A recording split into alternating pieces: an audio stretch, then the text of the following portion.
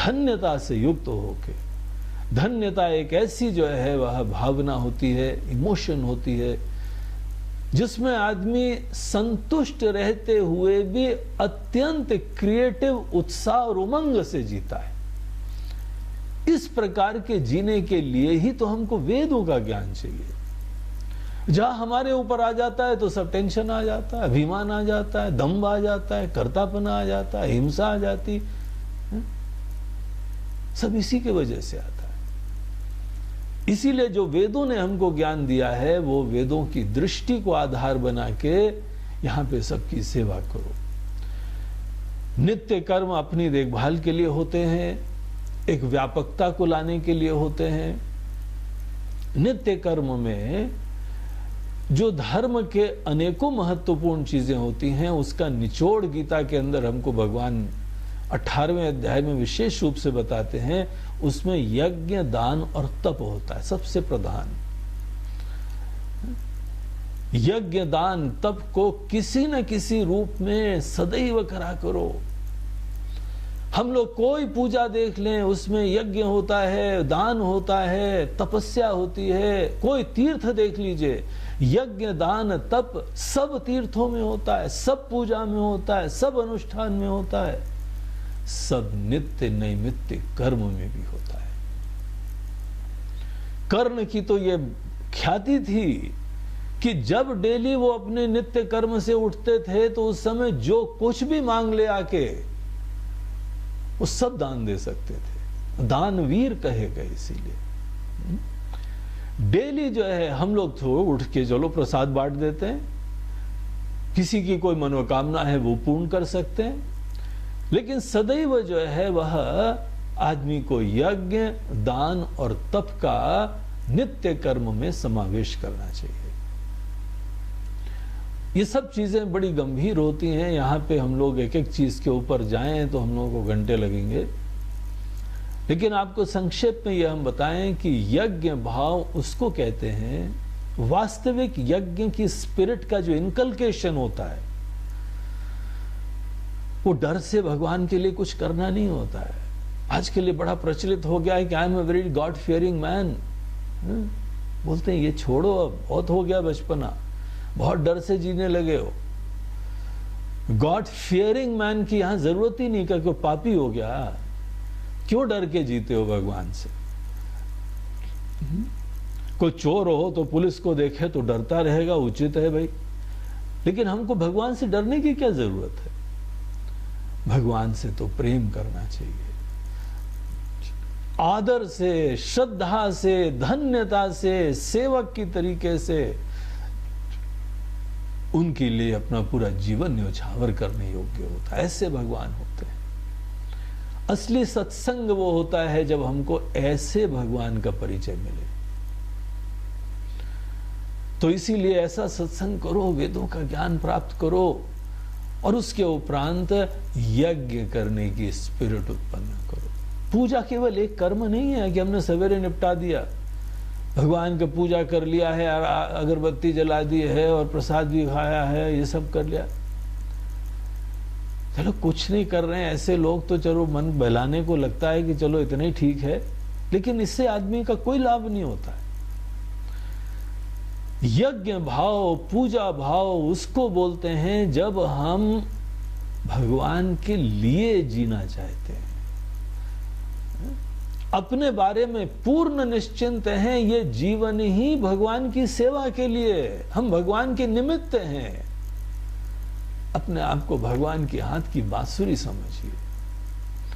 भगवान हमसे अपना कोई गीत गा रहे हैं, गाना चाहते हैं। इस प्रकार से अपने मन के अंदर दृष्टि उत्पन्न करिए, भगवान जो करेंगे आपके लिए करेंगे। नमः शब्द बोलते हैं कि हम आपके प्रति पूर्ण शरणागत हैं, आपको प्रणाम करते हैं, समर्पित हैं आपके प्रति। सब कुछ है तेरा, क्या लागे मेरा, इस भावना का समावेश करे मन में। आरती में हम लोग बोलते तो हैं, लेकिन कौन कितना ध्यान देता है। एक बार हम बोल दें तो दोबारा बोलने की भी जरूरत ना पड़े, लेकिन क्योंकि इसका अर्थ गंभीरता से समझ नहीं रहे हैं, इसीलिए मैकेनिकली बोलते चले जाते हैं। यज्ञ भाव उसको कहते हैं जहां पे आप धन्यता से किसी की बरसती हुई कृपा को देखते हुए उनके लिए कुछ करना चाहते हैं।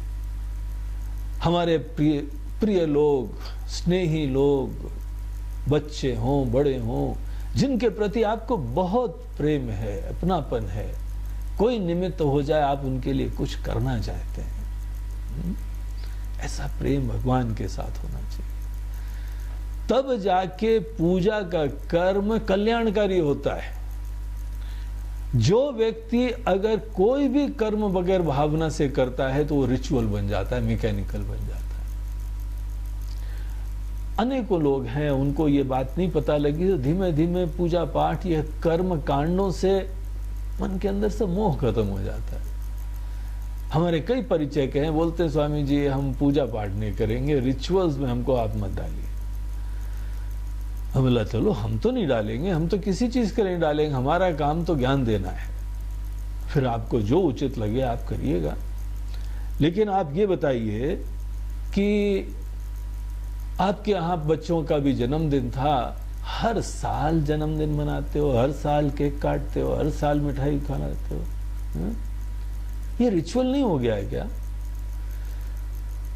तुम्हारी जो है वह पत्नी का, किसी के पति का एनिवर्सरी के समय उनकी हम खुशियां मनाते हैं, पार्टीज देते हैं, नाच गाने होते हैं, ये रिचुअल नहीं है क्या?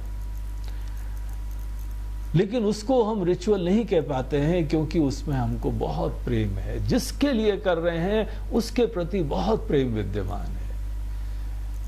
अगर वैसा ही हमारे जीवन में ईश्वर का, देवताओं का स्थान बन जाए तो कोई कर्मकांड कभी रिचुअल नहीं बनता, इतनी प्रफुल्लता प्रसन्नता का एक विषय हो जाता है।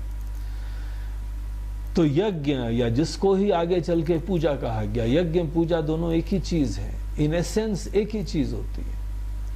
आप नित्य पूजा करिए या नित्य यज्ञ करिए, जो भी आपको जो है उचित ज्ञान मिला हुआ है आप उस चीज को धन्यता से करिए। इसको गीता के अंदर भगवान सात्विक कर्म कहते हैं। आप कोई भी कर्म करते हैं वो पर्याप्त नहीं है, आवश्यक यह है कि आपका कर्म सात्विक है कि नहीं है। तामसी आदमी जो कर्म करता है वो तो किसी तरह निपटा देता है, वो जल्दी जल्दी भाई गाड़ी छूट रही है और हमारी बस आ गई है और टाइम हो गया है, जल्दी से फटाफट निपटा के वो कर देते हैं। ये तामसी चीज है, बोझा होता है उसमें, कोई देख रहा है इसीलिए करना पड़ता है, दिखावा आ जाता है उसमें, डर रहता है। राजसी कर्म होता है कि जहां पे आपको स्वार्थ की पूर्ति दिखाई पड़ती है इसीलिए आप करते हैं। भगवान से पंगे नहीं ले सकते भाई, भगवान बड़े बलवान हैं, इसीलिए जो है वो डर के रहना है, अन्यथा हमको नुकसान हो जाएगा और करेंगे तो फायदा हो जाएगा। ये अपने फायदे की गणित से प्रेरित होकर जो करता है वही राजसी आदमी है। और सात्विक व्यक्ति जब काम करता है धन्यता से करता है, प्रेम से करता है, समझ के करता है। एक बड़ी व्यापक महान दुनिया के अंदर जहां इतने दिव्य शक्तियां विद्यमान हैं और हमको अनुग्रहित कर रही हैं, तो ये यज्ञ होता है।